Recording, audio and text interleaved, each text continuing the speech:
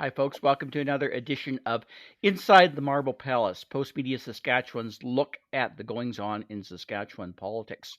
I'm Murray Mandrick, political columnist for the Regina Leader Post and Star Phoenix. Joining me as always, Jeremy Symes, who is our political reporter assigned to the legislature, and from Canadian Press, Mickey Djuric. And I butchered your name again. Sorry, Mickey. I apologize. It's a thing I do. Thank you so much for joining us again this week, Mickey. And for people that don't know, Mickey covers the legislature with us and is just an absolutely wonderful asset that we're going to utilize right now because you have done a ton of stuff in the past related to what are the problems in terms of abortion access in Saskatchewan. This is now topical because of the potential and likely overruling of Roe versus Wade by the Supreme Court of the U.S. At this particular point, uh, we are struggling with an issue in Saskatchewan in terms of access at the best of times. Can you talk a little bit about this, why this matters, why it's always been a bit of an access issue, a struggle issue in this province? Well, I think because there's limited places where women can actually get a surgical abortion. So they happen in hospital, but they only happen in Saskatoon and they only happen in Regina. But even on that level, the guidelines to qualify for a surgical abortion are completely inconsistent. For example, in Saskatoon, it's about 18 weeks. They give surgical abortions up to 18 weeks, and then you need in Regina, it's 18 weeks. No referral is Yeah. needed. In Saskatoon, they do abortions up to 12 weeks and a referral is needed. That referral aspect causes a lot of delays when it comes to timing because you have to get that referral within a 12-week period. A Yeah. lot of women in this And that's province. different than other provinces, if I remember correctly, because I think BC's up to 24, Alberta and Ontario, or yeah, Alberta and Ontario are actually longer in terms of when the procedure can be performed. Am I correct? Yes, and actually that's part of the challenges too, because if the women don't meet that threshold, then they are on their own dime traveling to other provinces to get that abortion. So there are advocates I've spoken to say that there are a lot of barriers in this. I did speak to the Minister for the Status of Women, Laura Ross, about this, and she denied that any barriers exist. She said there are no roadblocks, and she says if women choose to get an abortion, they can get one in this province. And I'll step in here with a little bit of background before I asked Jeremy about the political reaction to this, because this party has had a difficult history with this particular issue, particularly since Scott Moe became leader in 2018, because he became leader partly by the lent support on the last ballot from Ken Cheveldayoff supporters, who actually had the most pro-life support among the five candidates. The person that he was most contending with, Alana Cook, one of two women running for the Sask Party leadership at the time, was actually leading on earlier ballots. Now, interestingly, Alana Cook decided not to fill in a survey from a group called Right Now, and Right Now was a pro-life group, an anti-abortion advocacy group who is doing what I think a lot of anti-abortion groups are doing across this country and across North America, which makes it very interesting. And that is lobbying politicians for favorable responses to issues similar to the issues that Mickey raised. So it tends to be an issue immediately, just by way of background, of one in which politicians, although at the provincial level, Premier Scott Moe says he's following provincial law, in reality, it's as Mickey describes, the inability, inadequacy of easy access and opportunities for abortions to be performed throughout the province that tends to be the problem. Now, that came up in the scrum with Scott Moe, I believe, yesterday, which would have been Wednesday. And can you talk about that and what his reaction was? And I guess, Jeremy, what the NDP reaction to that was? Yeah, absolutely. So the NDP originally was wanting the premier to reaffirm that the province is committed to abortion, and that was on Tuesday, and he didn't come out and speak to it. Instead, we had, as Mickey mentioned, Minister Ross to talk about it. So we got the Premier the next day on Wednesday to talk about it because the NDP did ask about it again. So the Premier's response was, we're not going to legislate changes on abortion. We're not going to dabble back into that debate. He did say he was pro-life, but that doesn't mean, again, that we're going to change anything in the province so people don't have to worry. The issue is, and I think with the NDP, is they don't see any real commitment to reducing the barriers that already exist.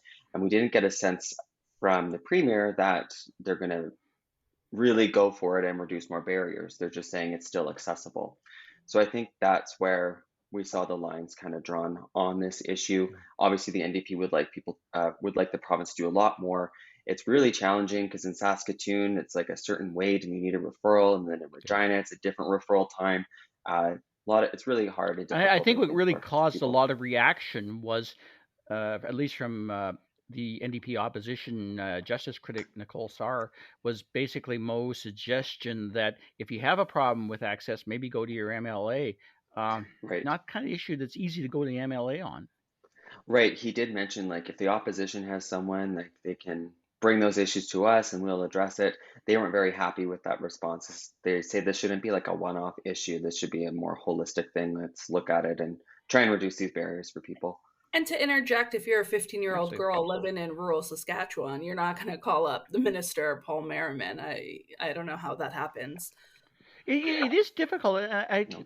I think Mickey does speak to the problem of a government that maybe is swayed by the pro-life lobby, or in some ways just demographically is older, more rural, and doesn't really associate to some of these problems in the same way. Did you see any of that changing this week in terms of them maybe better understanding what the real issues are out there, Mickey? No, I don't think so. I think that they are firm in their beliefs that if women want an abortion, there are services in the province that does offer that. I know that they did pass, they basically created a billing code for the abortion pill recently, which allows more providers the chance to basically give a prescription. So that does help people in rural areas. So there is changes on this front that have been moving slowly. But as of this week, no, I don't think any new policy changes will be coming out of this. It was a tough week, and sometimes the legislature is all about issues that are difficult and not fun to cover, not fun for politicians to talk about. But we had another one today. In This is Red Dress Day, which acknowledges missing and murdered Indigenous women and girls in this country, and we haven't done as a nation, as a province, and certainly governments haven't done a great job of addressing this issue today. Mickey, the government tried to address that today in the form of an emergency debate and having, I guess, what amounted to a meaningful conversation about it. But I listened to the conversation in the legislature while you guys were listening to the conversation in the rotunda with victims, family members of missing and murdered Indigenous women and girls talking. And the only thing I concluded is you guys probably had a better, more full conversation outside the legislature than I did. So if you could tell me a little bit about what that conversation was like in terms of the people that went to the legislature today and the stories that they told. Well, I think what was interesting is that they do want to move this conversation forward, and the FSIN, they have essentially their own calls to action that they want the province to implement that will protect Indigenous women and girls, and reaffirm their rights in this province, and make sure that they're in safe, essentially. But what I found interesting about it is that a lot of these families did want to have a meeting with some of the ministers who are involved in this. And I asked them after they were done all the scrums if they were able to actually, from their successful trip to the legislature today, were they able to get that meeting with government? And none of them said that they were approached by government or any government staffers or ministers, and they are leaving the legislature today without a meeting with some of the individuals that they wanted. And, we've seen before covering the legislature when the NDP brings in, patients who are waiting for surgeries, we usually see ministers coming out, meeting with them, saying in front of the cameras, in front of us, yes, well, we will commit to meeting you on this day, where we just did not see, or I just did not see that happen.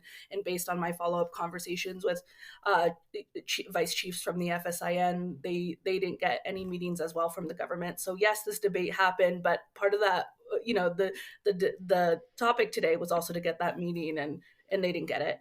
And they didn't. The stories that they had to tell, Jeremy, were pretty heart-wrenching. Oh In terms yeah. of, because sir, go ahead. I'll let you just explain as opposed to me. Yeah, no, for sure. I'm just sorry, I'm just going through my notes, but we had a woman named Tiffany come down today, and she talked about her sister, Allie, I believe, and how she died of violence, and how it was so hard on her, so hard on the family, and she obviously just couldn't stay quiet about it. So she's speaking about it. She wants the government to do more on this issue. She wants just people to understand what's happening out there. She was crying during her scrum with us, and it was really emotional to be there and just listen to the story about Allie and just talking about who she was as a person, right? So we heard that. In terms of this declaration, the NDP is really hoping that the province, when they adopt this, that actual actions come from this. We're going to see some commitments. They talked about funding this lodge up north to help women in shelters and things like that. We spoke to the premier about this today, and he said, there is more to do. He pointed to some past commitments they've done, but again, I think they realize more needs to be done. Yeah.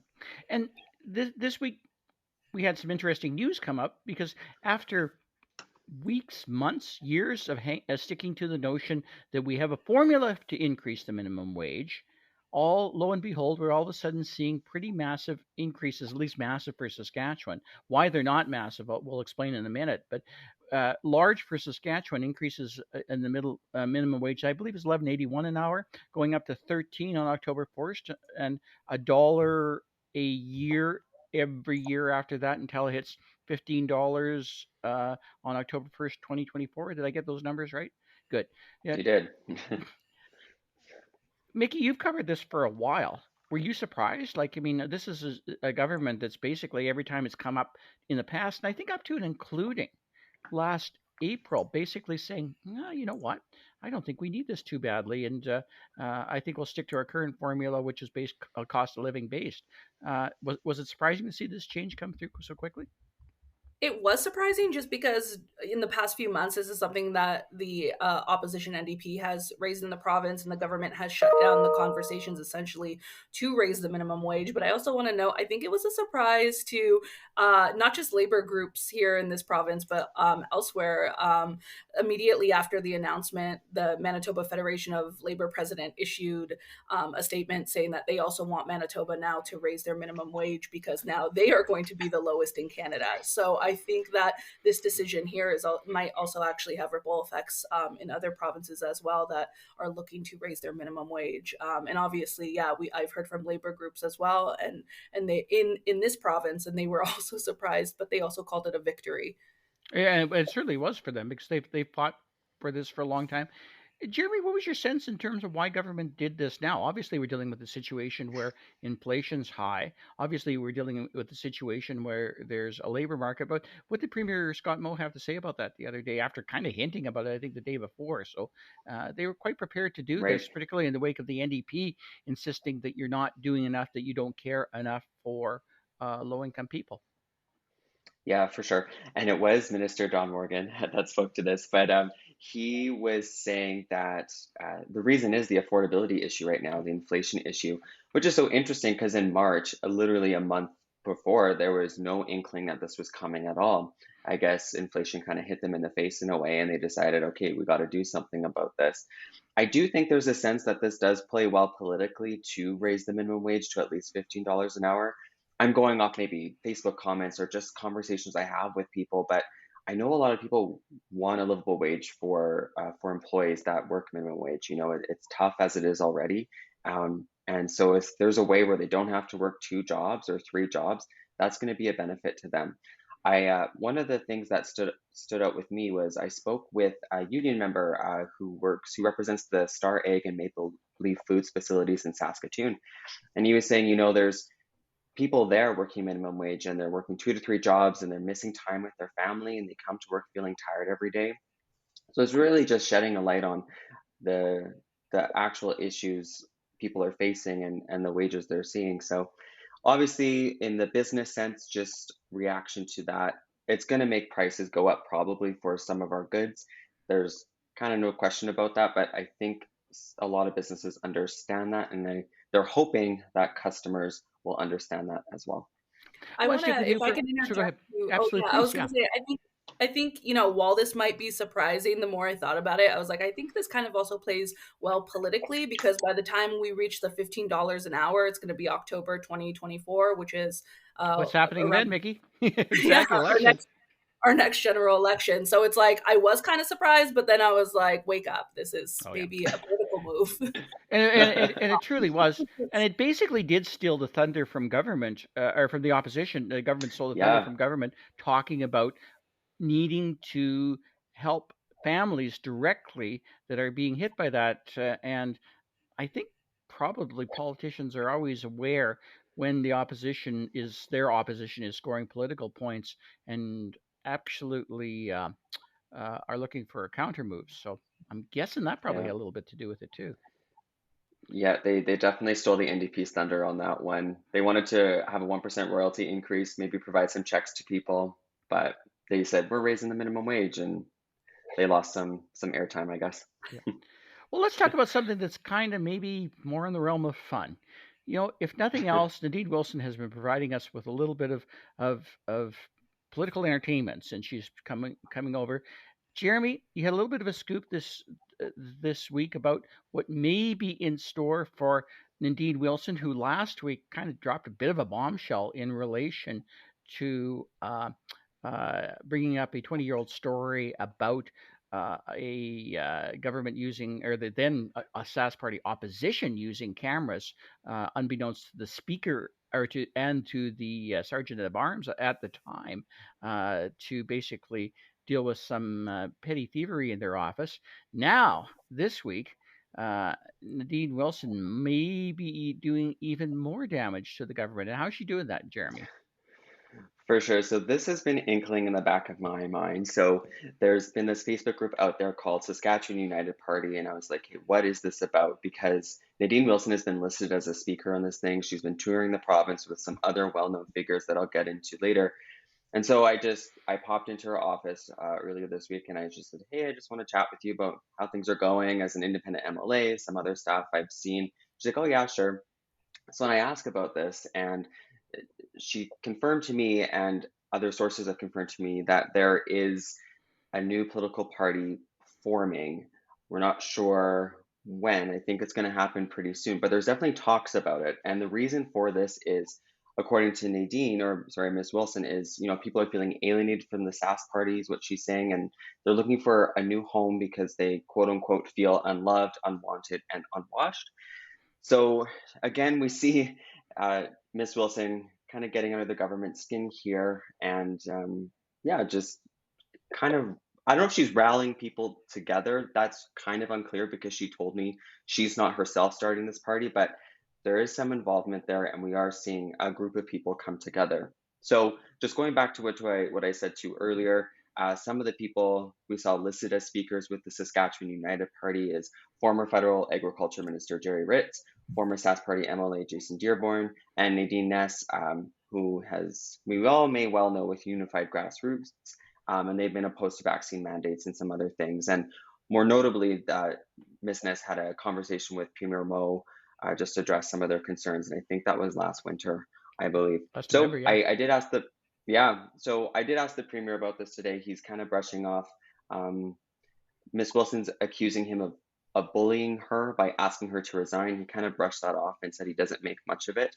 Um, he acknowledged there's always new parties, stuff like that being floated around. And he also said, even though it's been a challenging past 2 years as we navigate COVID, um, the government is trying to, I guess, listen to all Saskatchewan people. So that was his reaction to what she had to say. What do you make of the dynamics in the legislature, Mickey? Because there's varying tensions back and forth. There's certainly always been tensions between the opposition and government, and in this particular Sask party government, in this particular the NDP opposition, does not like each other at this point in the session, or perhaps ever. But there's that added dynamic with Nadine Wilson sitting beside the opposition, and a significant amount of tension is you witnessed last week in the situation I described.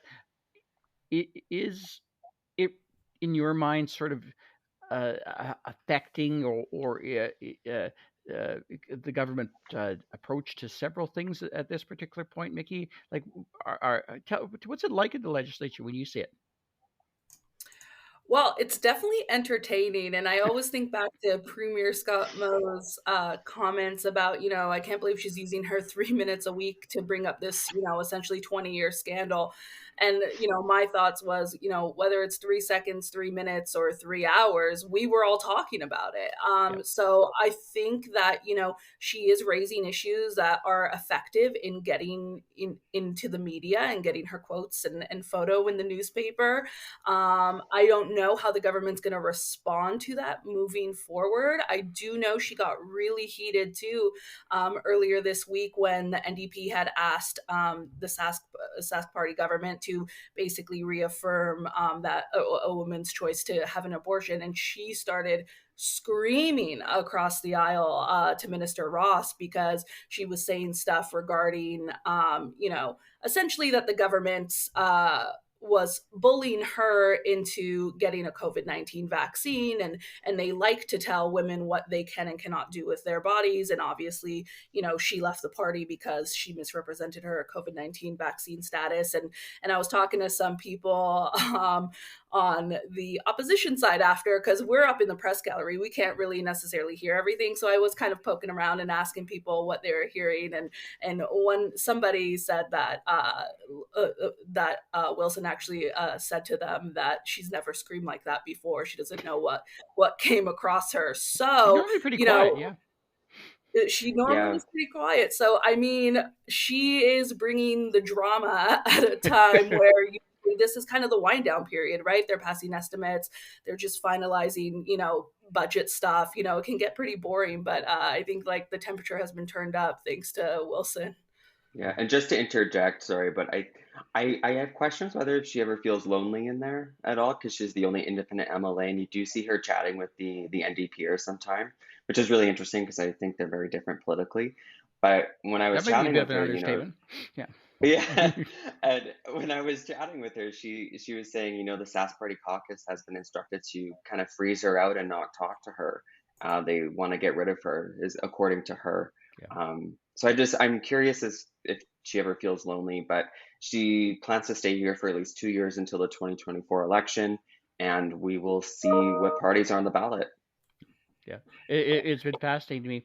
I wish we had more time to talk about all these things inside the Marble Palace. A lot going on, obviously, as there is seemingly every week.